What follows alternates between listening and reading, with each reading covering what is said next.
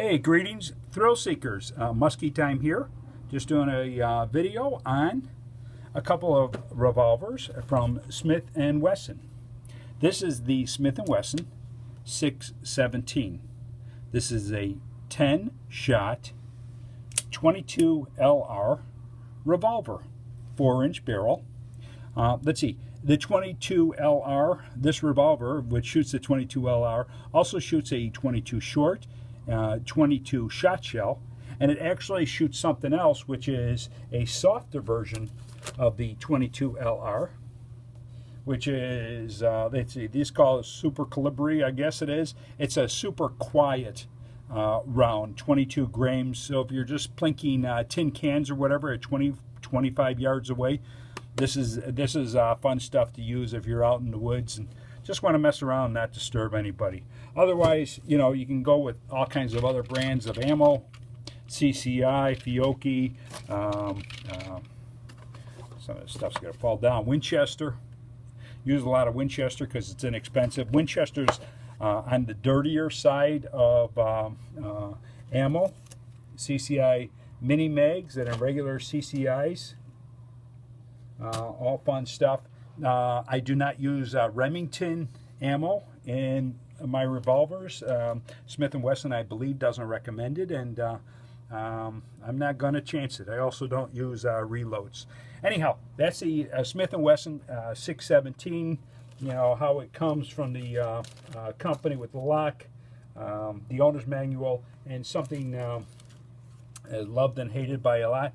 I don't know who loves it, actually. This is called the key for the Hillary lock, which is this little area here, according to Smith & Wesson. If you're doing long-term storage, you could use one of the keys that comes with it. Here's a spring that comes with it as well. You can use one of the keys, though, in here to lock the gun. I did a little modification on this 22 LR Smith & Wesson compared to this. And this is the Smith & Wesson. I put some Snapcaps in here. 686 Plus. The Plus being a designation that Smith & Wesson has because this revolver carries an extra round. So instead of the typical 6 rounds, it carries a 7. Some like it. Some, I don't know if you wouldn't like it. But anyhow, this is the 686 Plus in 4-inch barrel. You can kind of see the sights. They call it a white outlined adjustable rear sight for windage and elevation. I have found my sights to be pretty well dead on. It's more the shooter than the sights, so I don't touch this sight or haven't adjusted, I'll say that. I do something, though, with my sights, and I'll show you on the 617. In particular, because you'll see a little piece of yellow on the back here. That's nail polish, a little nail polish brush that I've touch up, and I just cleaned this. But what'll happen is I'll outline that frame a little better, and it gives me a much better sight picture with that and the green fiber optic sight that I have out front. I use this revolver outside. For the most part. I did have an range yesterday, but use it primarily outside when I'm shooting steel plates, things like that. It's a ton of fun. For a 22, it is heavy, but it's identical to the 686, and so 686 Plus. So I get my training with the 22.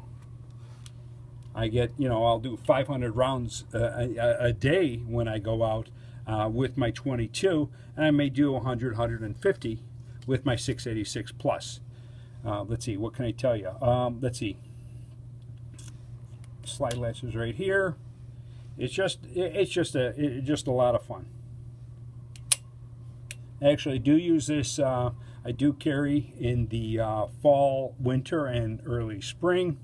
When I'm using clothes, coats and cover like that, I use this is a Simply Rugged that I do enjoy.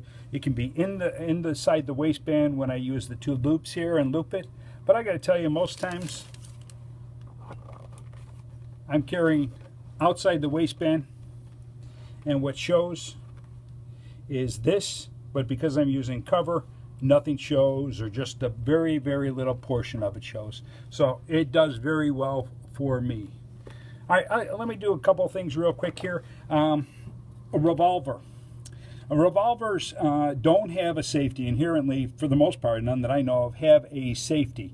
They have, okay, we're in a fire in a clean direction, and I do have snap caps in here. Yep. So I'm going to show you double action, and that is pull back and fire, cock and fire, pull back and fire. Nice, smooth, crisp trigger. I just totally dig that trigger. Now, maybe one of the negatives of the trigger is this is 11 to about 13 pound pull. So it is a rather strong pull before you fire. Okay, you can do a single action, which is the slightest of touches. Probably between 3 and 4, I'll call it 3.5 pound trigger pull. Most times though, I'm doing this. Pulling the trigger is part of how you learn to aim a revolver. It is how you set up to fire. So you learn that. Now, one of the things that some people do, and I really don't encourage this at all, is they try to stage the trigger in double action, meaning you pull back, lock it, and you can feel a little area right here where you can stage it. But it is really, really hard, and if you're shooting a whole bunch of rounds, it's very hard to stage trigger right here and do that little extra that fires the trigger. I do not recommend that at all. If you're firing in double action, fire in double action. If you're in single action, not a problem. Breathe and fire. Anyhow, that's one thing. Let's see, what else can I show you here? 22 LR. 22 is dirty ammo, and revolvers are, to me, dirtier than semi-automatics in their firing. The guns seem to get dirtier and all that kind of thing, but I just totally dig them. Anyhow, these are 10 rounds in here. What'll happen over time, when I'm about 300 rounds into it for the day, this will start to get dirtier, and the ejector rod, which is full length, has trouble ejecting the spent cartridges. So I'll typically have with me a 45 shell, and I'll just use it as my little helper to get the cartridges out. What that really tells me, though, is it's time to stop, spend 20 minutes or so, and clean the revolver. Cleaning it is not so hard. You use whatever cleaning method you like. I like CLP. I usually have paper towels when I'm out in the country as well. I have a whole video on how to shoot out in the country with steel targets and plates and things like that. You might want to check it out. It'll show you some of the things you need to have with you. I don't dry fire well, I don't dry fire any of my pistols, revolvers or pistols, without snap caps. This gives you an idea of some of the snap caps. You see there's a little spring inside there that takes the load of the trigger. Okay, cleaning it when I'm out in the country is, I'll have paper towels, I'll have a bore snake with me, but cleaning a revolver is a little less enjoyable than cleaning a semi-automatic, because not only do you have to clean the barrel, you do have to clean every cylinder, in this case 10 cylinders. Now, the nice part about it is there's no takedown, there's nothing you can get lost or anything like that. It's just spray it, wipe it, and you're rocking and rolling. At the end of the day or whatever else, I like to thoroughly clean my revolvers, and then I'll end up wiping it down with lead remover to get any of the called dirt and whatever that's the cleaner hasn't gotten off. I make it nice and pretty again, that kind of thing. And frankly, I also use the Rusty Rags, which is a silicone wipe I like to wipe down my revolvers with when I'm done for longer term. Okay, let's see, I'll just show you this. In the fall and winter, I use a Simply Rugged holster. You can see it kind of shaped to my waist or whatever. And it sets in pretty nicely. It does the job. It fits in my belt right here. I usually use outside the waistband, but I have straps so I can secure it inside the waistband. It doesn't go anywhere. It is nice and snug when it's in there. Let's see. I'm not going to be hanging on my head, obviously, but it doesn't move. Part of the reason is because it's held against your body with a firm belt, 1 3/4, 2-inch belt kind of thing. Trigger guard's safe and all that. Now, the negative is the handle is fat and handle is long. So it can dig into you if you're slouching or sitting incorrectly, or if your revolver's too far back on the body. But this Simply Rugged holster has done well with me. I think that's about it. If you have any questions, you give me a holler. And I don't know. There you can kind of see some of the ammo that I use. All of it runs well. Like I said, the 22 is probably a little more temperamental. But you know, one of the nice things about a revolver, for somebody who doesn't shoot a lot, if you have a revolver for home safety, is kind of really nice, because if somebody doesn't shoot a lot, all you have to do is pull the trigger. If you have arthritic conditions or physical disabilities, a revolver is nice because you don't have to cycle it like a semi-automatic. All you have to do is pull the trigger, one hand to the other, and you're on that trigger. You got to remember though, the trigger on most of these guns is very soft, so always be careful. But anyhow, I do dig it for that purpose, for home safety. Revolvers are nice. Perhaps the only negative is because I almost always have 357 loads in here. 357 loads do have flash, so you will see flame out of the front. Now, people say that that's not so cool for nighttime and things like that.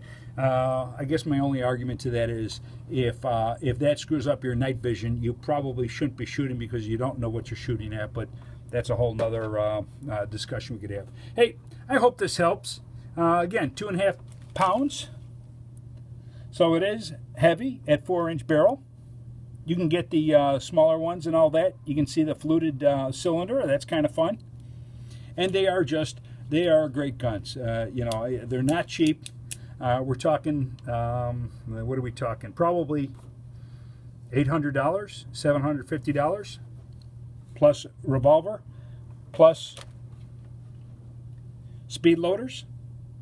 This is the HKS 587-A Speedloader. Holds 7 rounds of 38 Special or 357 Magnum.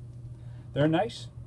And then, let's see, who is this? The DS-10 Speedloaders. This is the 517 model. Holds 10 rounds of a 22 short or 22 LR. And they're nice. And actually, they do have what they call Speedloader boxes. And what's fun about a Speedloader box is you take the Speedloader, and just show you real quick.